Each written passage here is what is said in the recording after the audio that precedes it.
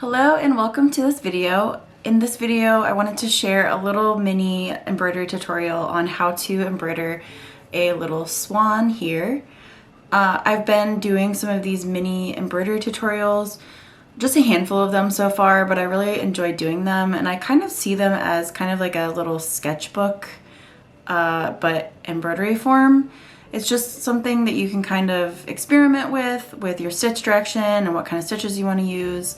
But I like to share how I like to do these little miniature embroideries because I think they're kind of fun, and figured I could kind of show my approach. But you don't have to necessarily follow along completely with the way I do it. But I hope you enjoy it, and let me know if you end up using different stitches or colors for this and how it turns out. All right, let's get to the video. You'll need just a few basic embroidery supplies for this tutorial. I am using an embroidery needle. I think this one is a size 5.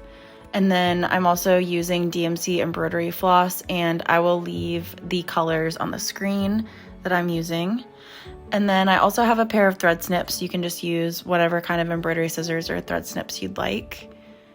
And I am going to start out with the white 3865 color, and I'm going to use 4 strands of it. To start out, I am just making a quick quilter's knot. You don't have to knot the end of the thread if you don't want to, but that's just my preference.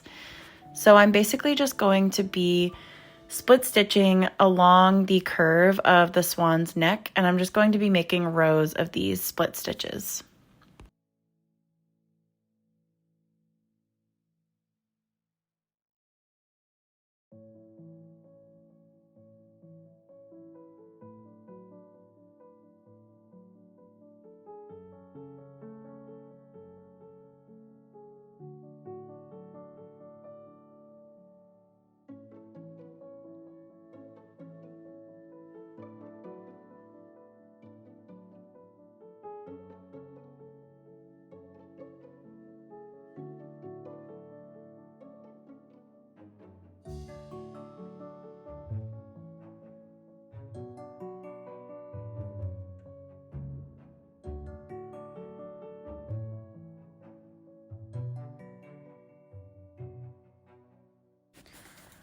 The next part of the swan, I'm going to go ahead and do the black, and I'm just going to be stitching along the kind of facing along the beak, and I'm just making some quick satin stitches.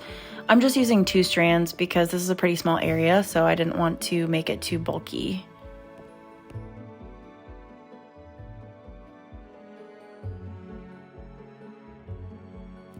Next, I'm using orange for the beak, and I'm just doing the same exact thing in the same exact direction. So satin stitches along the entire beak using orange, and I'm using 2 strands again.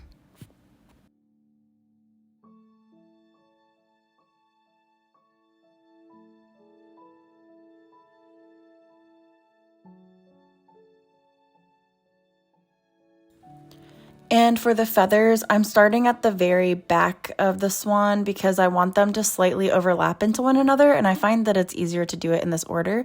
So again, I am just going to be using 4 strands of 3865, and I am making some satin stitches along each of the feathers. I think this is actually the tail that I'm starting out with, and I'm just making a couple of satin stitches.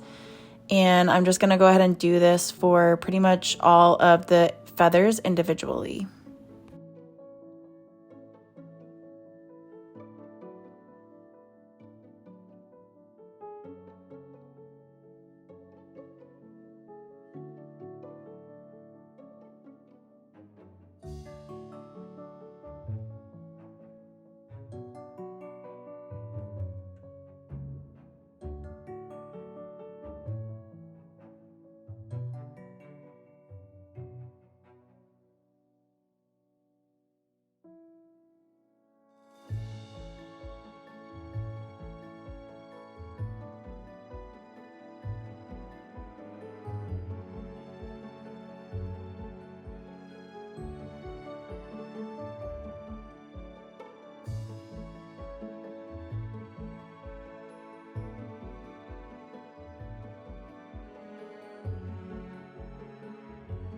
So I was trying to get a closer up view of this, and I feel like the ankle's a little bit strange, but so I apologize for that.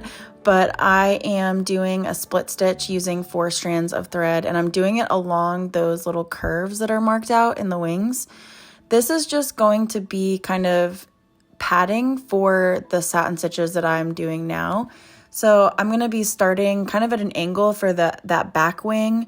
And when you get to the split stitches, you're actually going to stitch over top of those. And I think that it helps to create more of a division line between the stitches, and it kind of makes it a little bit more pronounced, as well as keeping the edge of your stitches a little bit neater. So that's why I am doing it that way.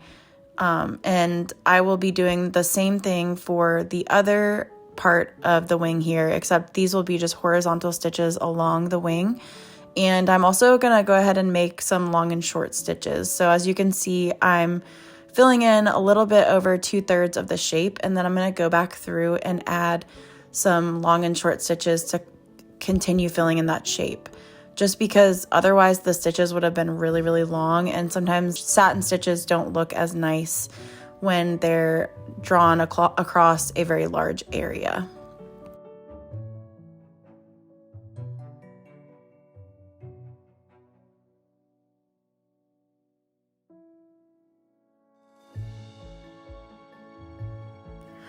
Finally, I'm just using 6 strands of blue floss, and I just wanted to add a little bit of blue to kind of look like little ripples in the water. I don't know if it translated super well, but like I said, this is just kind of winging it and kind of just doing a little embroidery sketch to kind of flex my creative brain. So I think that it's kind of cute. I just kind of sporadically added stitches in.